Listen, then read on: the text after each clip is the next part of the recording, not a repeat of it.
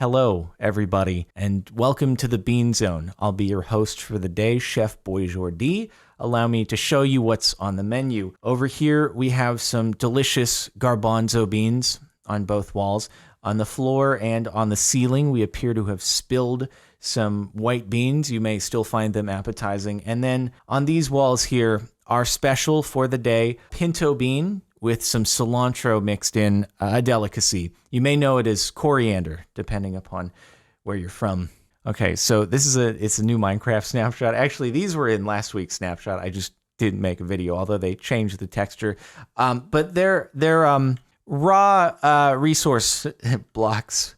It looks like beans. They look like beans. A little recap, since it's been a couple of weeks. Okay, so as you may recall, now in Minecraft 1.17, when you mine iron, copper, gold, no longer does it just drop the ore block itself. You need Silk Touch for that now. You get the raw resource, the raw iron, the raw gold, the raw copper, etc. Now, if you don't wish to smelt that, instead, you can turn it into beans. So all you have to do is just like you would for the ores themselves, a little 3x3 crafting recipe here, a little 3x3 crafting recipe there, and a little 3x3 crafting recipe here, and you'll have yourself some delicious bean blocks. So raw gold block, raw copper block, and the raw iron blocks, as you can see here, and delicious. Absolutely. Well, probably don't eat them. They're quite metallic, but boy, does it look like I'm just standing on a sea of beans.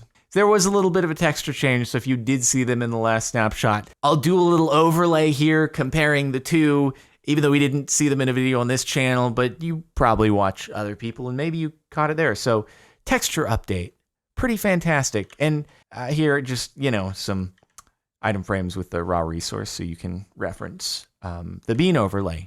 Now look, I know we've all grown very attached to the Bean Zone in the short amount of time we've had with it, but we've got to move on to other stuff. Bean Zone, I'll remember you. One of my proudest builds of all time. I'm so sad to see you go, but let's move on to the dripstone. Now, some of this might seem kind of redundant because I could swear that some of this was unveiled back when the dripstone and the pointed dripstone was introduced a few months ago, but it's still set as new in this snapshot, so we're covering it anyway. I think what it might have been is that when it was first unveiled, it was shown that if you have water on top of a dripstone block and you have the stalagmite, right? I hope. If you have the stalactite below it, it'll drip water. But now I think what's just been added in this snapshot is that over time, slowly, if you have this particular setup, both the stalagmite and the stalactite will grow. Now we could sit here and wait for that to happen, but according to the changelog, it can take several in-game days for one iteration of growth on either side. So I figure we'll just pretend that happened naturally. And no, I didn't just place that down. What are you talking about? Did you just see it grow there? That was really, I don't have anything in my inventory. Wow, that was crazy. It just grew. That's so cool. Now, something to keep in mind is that the drips have to be within 10 blocks for them to have an effect and actually grow a stalagmite from the floor. So this here, it's about a 15 block gap. This would not grow a stalagmite. I believe it would still grow the stalactite. The stalactite can get up to 7 blocks in growth, at which point I think it might start to grow a stalagmite if you have the growth here, bring the distance down under 10 blocks. Feel free to correct me if I'm wrong, but that's what it seems like it should work like. Anyway, also another thing to mention is that, like, if this grows into water or grows into a solid surface, or if there's water beneath or a lake or something, then this will end when it hits the water, and it won't grow a stalagmite that's underwater in a lake or something like that. So there you go. These actually grow now. Pretty cool. Real quick one here. I was wondering what good the azaleas and the flowering azaleas would do other than existing inside of the lush caves. No, don't get me wrong. They look nice and everything, but I didn't know if they would they be related to the azalea tree? How do you get an azalea tree? Well, now you can bone meal both the azaleas and the flowering azaleas, and you're able to get an azalea tree or two from that. So now you can make azalea trees when it was like, how do you get those previously other than just finding them on top of a lush cave biome? So there we have it. Okay, so there's big news to cover before we do any more new features. This was actually announced last week, so it might be old news to some of you, but I did make a snapshot video last week, so we're covering it now. And that is, Mojang announced that 1.17 is now going to be the first ever two-part update. So there's going to be 1.17, and then I don't know if it's 1.17 and a half, but they're both 1.17. But they're breaking apart a lot of the big terrain generation new stuff into the second half of the update. So as you'll notice, if I go into spectator mode right now, we don't go below y=0. It's pretty standard cave gen, other than we have copper, we have the amethyst geodes, but beyond that, it looks like what you're used to underground, and they're focusing more on the block additions that we've seen so far. I think the dripstone, that'll still be in there. We will, of course, get the bean blocks, but it sounds like the world height is getting added into the second half of the update, and that leads us into the next part of the features here, because we're going to be loading up a data pack. So they're actually going to be developing a data pack alongside the snapshot updates that has the terrain generation features they're working on, and I think then that'll continue into whether it's snapshots or just data pack updates after 1.17 part 1 releases. So let's move into the data pack now.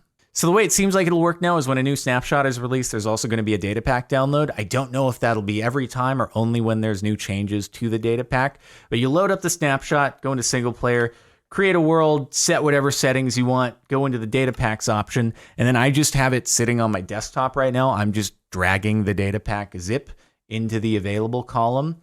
Do I want to add it in? Yes. And then click the arrow to bring it in like a resource pack. Done. You have to do this before you create the world for obvious reasons, rather than like loading it in after the folder is created and doing a /reload.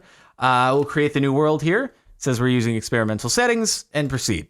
And now if we go into spectator mode and go underground, you'll notice that we have the cool cave gen that we've been seeing for the last few weeks. And I'm sorry to see it go for the main snapshots, but I understand they're just trying to segment things so that they can make sure it's polished when it's publicly released. I get it. It's all good. But there are a couple new things that have been added this week in the data pack portion of 1.17. I don't know whether to call it a snapshot or not anymore, but we can check those out real quick. So what's new in data pack land this week is that now deep underground, in addition to the water aquifers, is that redundant to say water aquifer? Because aquifer would mean water, right? But now we have lava aquifers. That's what's new this week, and I don't know the terminology. I'm getting hung up on something that doesn't matter at all. But I was wondering, I was like, there is something missing, but I couldn't put my finger on it when we were looking through the caves in the weeks leading up to this. And now I realize there wasn't a lot of lava. There should be a lot of lava way down here, shouldn't there?